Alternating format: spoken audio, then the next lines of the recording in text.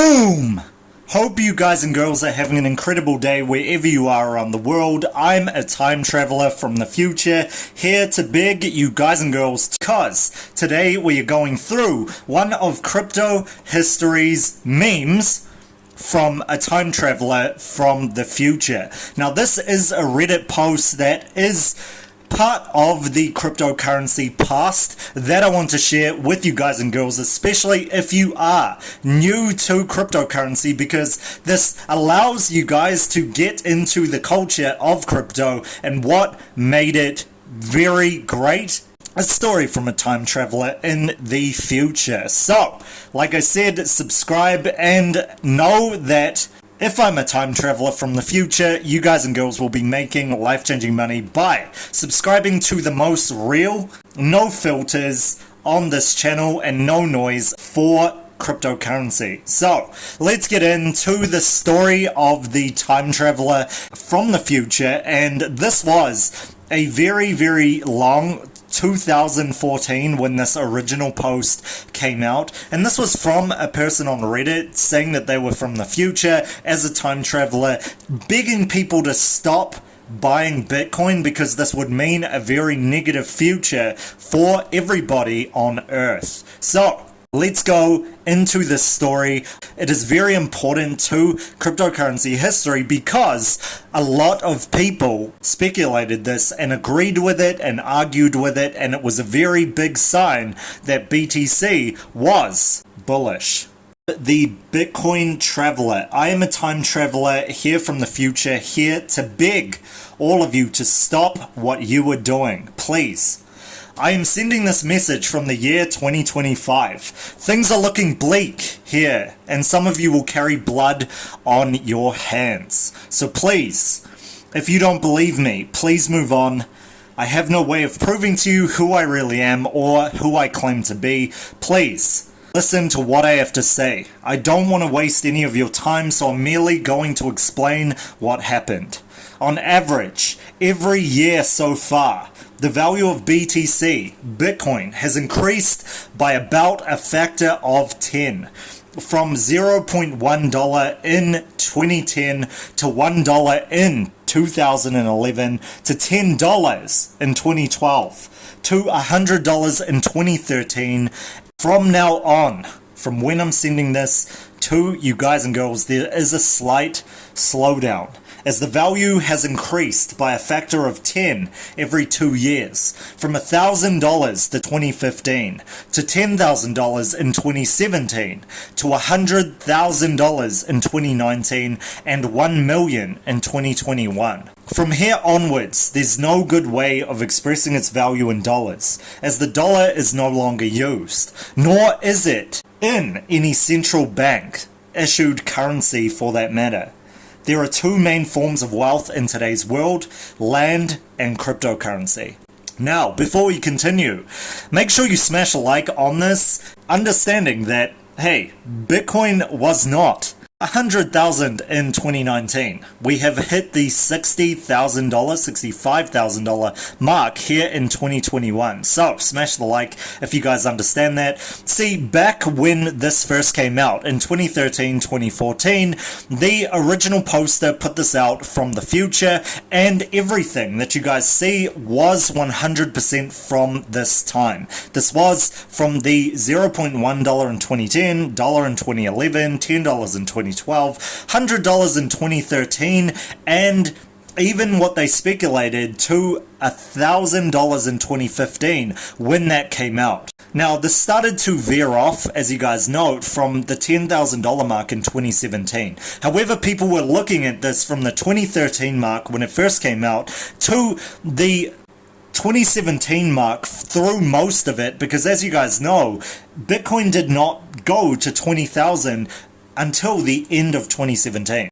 So everybody was still speculating, wow, this is crazy. So by 2019, this could hit 100k. So everybody through that 5-year or so mark was speculating where this could go to. And this is a very cool thing to look into because its cultural significance is huge. It just is, in the crypto culture in general. People still talk about this today, not only because of the predictions being very, very on point till that time in 2017, but also still speculating, hey, maybe this could still go to 1 million in 2021. Okay, so I'm going to track back a bit and let's go on.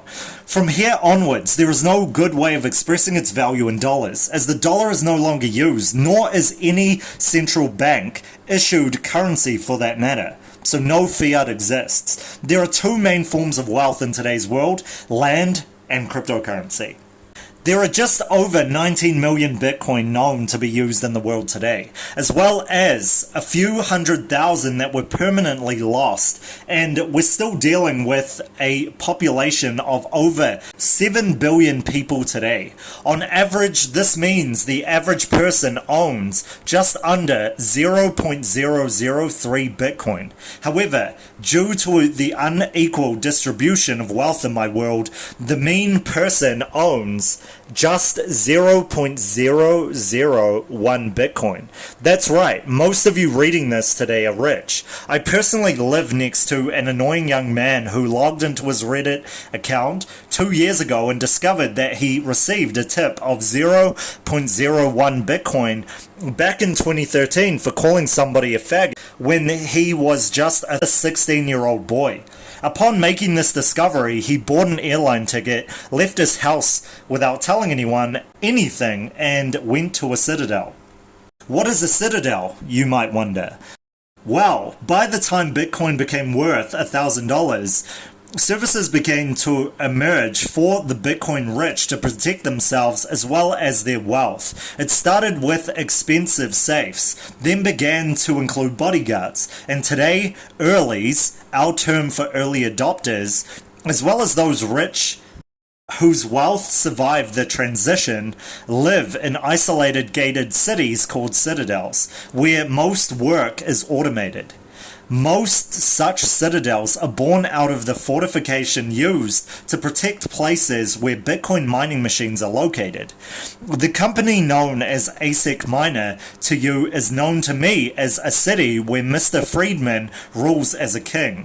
In my world, soon to be your world, most governments no longer exist, as Bitcoin, BTC transactions are done anonymously, and thus most governments can enforce no taxation on their citizens.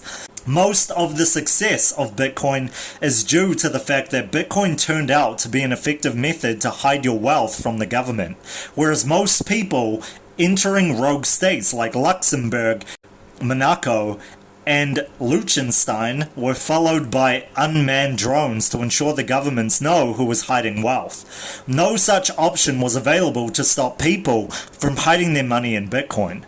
Governments tried to stay relevant in my society by buying Bitcoin, which has just made the problem worse. By increasing the value of Bitcoin, governments did so in secret, of course, but my generation's Snowdens are, in fact, greedy government employees who transferred Bitcoin to their own private account and escaped to anarchic places where no questions are being asked as long as you have enough to cough up some money.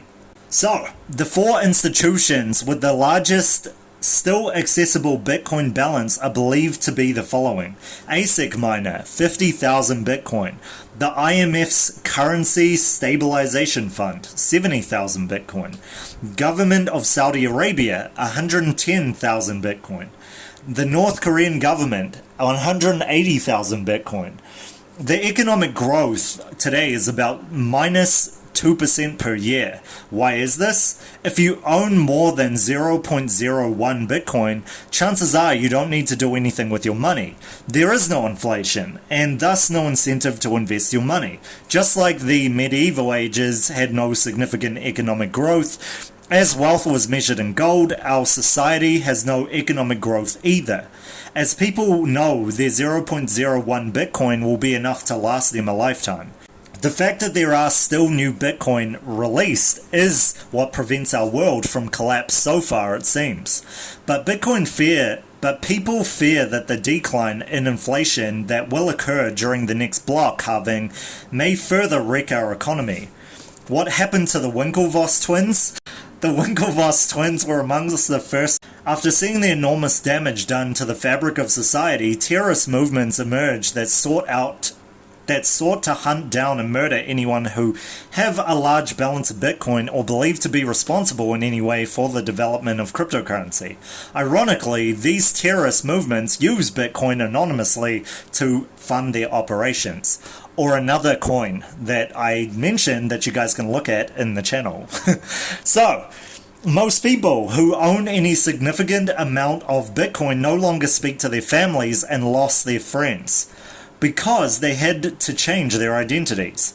There have been a few suicides who could not handle their guilt after seeing what happened to the bag holders, the type of skeptical people who continue to believe it would eventually collapse, even after hearing the rumors of governments buying Bitcoin.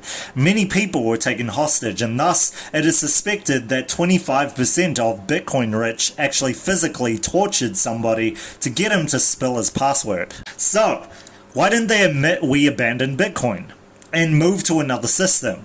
Well, we tried, of course. We tried to step over an inflationary cryptocurrency, but nobody with an IQ over 70 was willing to step up first and volunteer. After all, why would you voluntarily invest a lot of money into a cryptocurrency where you know your wealth will continually decline? The thing that made Bitcoin so dangerous to society was also what made it so successful. Bitcoin allows us to give in to our greed. In Africa, survey shows that an estimated 70% of people believe that Bitcoin was invented by the devil himself. There's a reason for this. It's a very sensitive issue that today is generally referred to as the tragedy. The African Union had ambitious plans to help its citizens to be ready to step over to Bitcoin. Governments gave their own citizens cell phones for free, tied to the government ID, and thus governments sought to integrate Bitcoin into their economy. All went well until the tragedy, that is.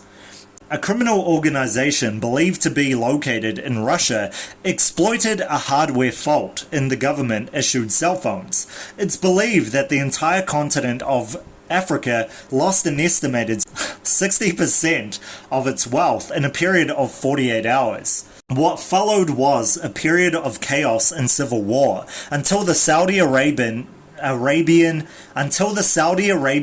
the North Korean governments, two of the world's most major superpowers, due to their authoritarian political system's unique ability to adapt to the Bitcoin challenge, divided most African land between themselves and were praised as heroes by the local African population for it.